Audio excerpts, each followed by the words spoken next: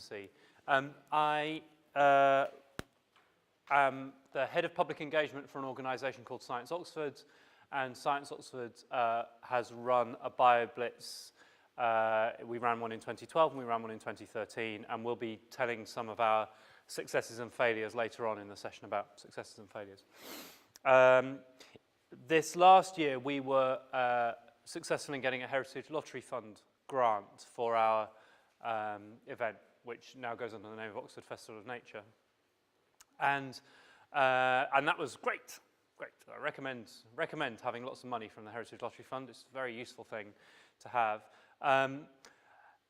But it's given us ideas above our station, and so we're now worrying about how we can continue to get a kind of increased level of funding without the Heritage Lottery Funds around. And so we are actively exploring things like sponsorship, commercial sponsorship, and you know, going out and really trying to tap all the sources of funding that we can, because previously, so in 2012, we ran it on in our lunch hours, you know, and kind of did it on a complete shoestring, I'm sure, in the way that lots of you do at the moment.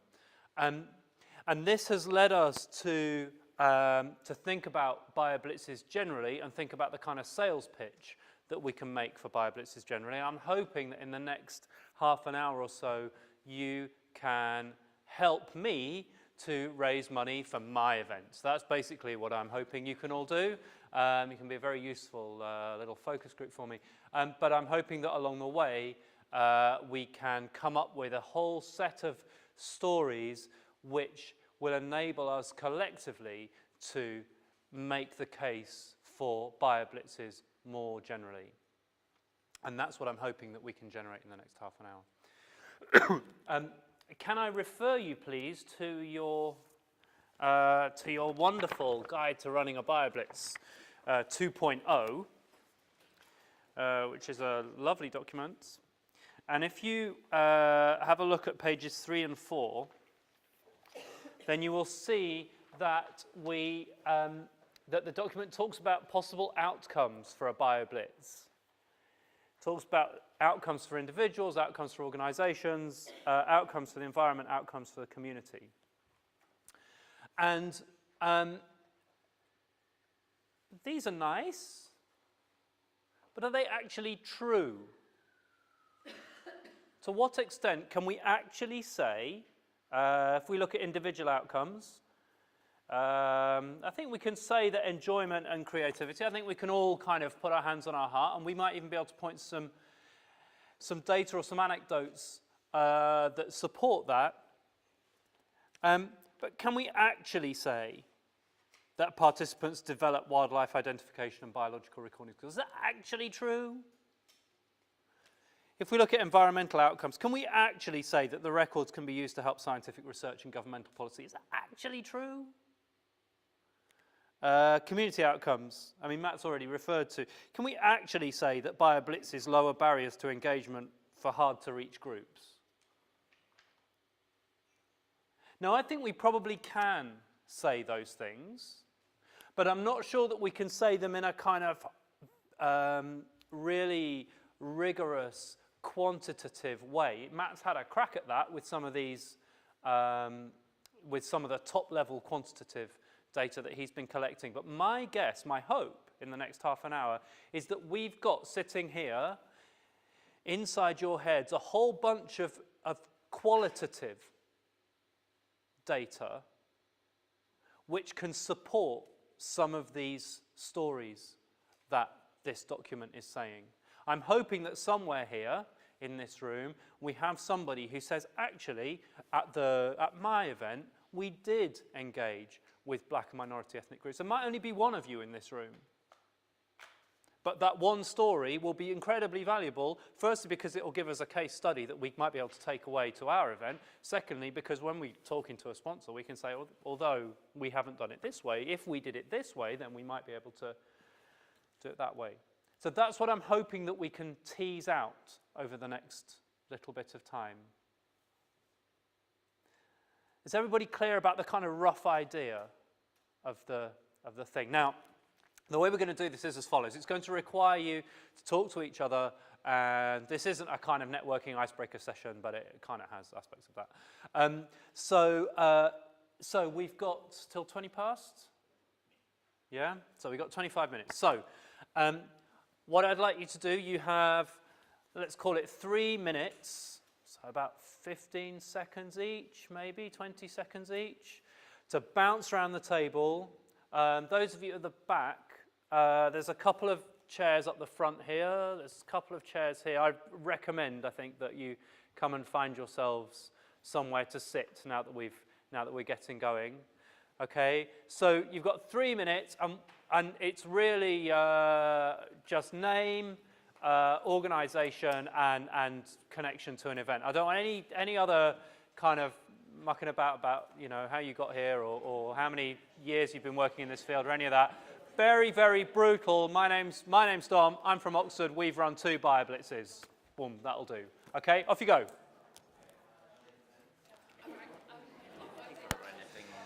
Yeah, have we got some? Do you want some big paper and pens? Or do you want That's probably useful, yes.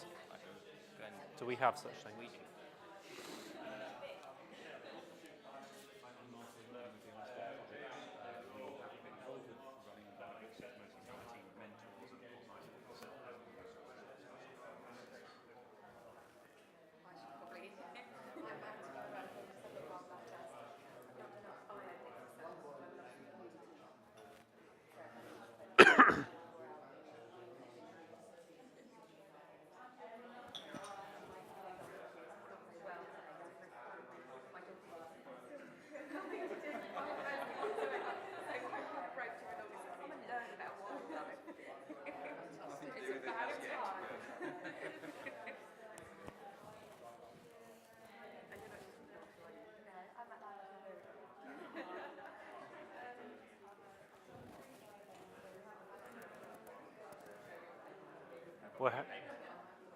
We'll hand those around when we get going.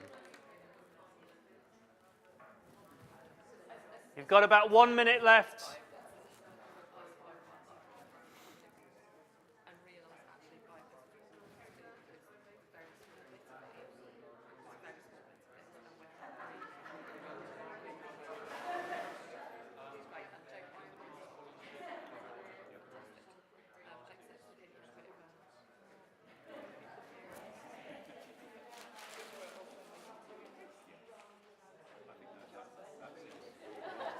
Okay, if you haven't finished, then finish this little bit in a second when we get going. So the way that we're going to do this is as follows. Matt's going to be giving around some big bits of paper.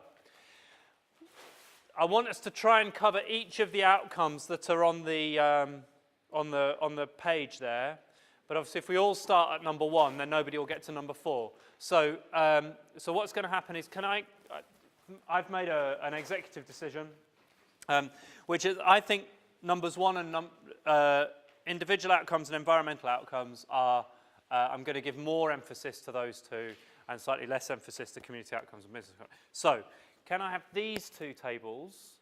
Can you start with individual outcomes? Okay, so I want anecdotes or little nuggets of stories which can support these individual outcomes that are identified in the document. Okay. Sorry to have to nip this in the bud. I suspect that we could keep going on this for quite some time.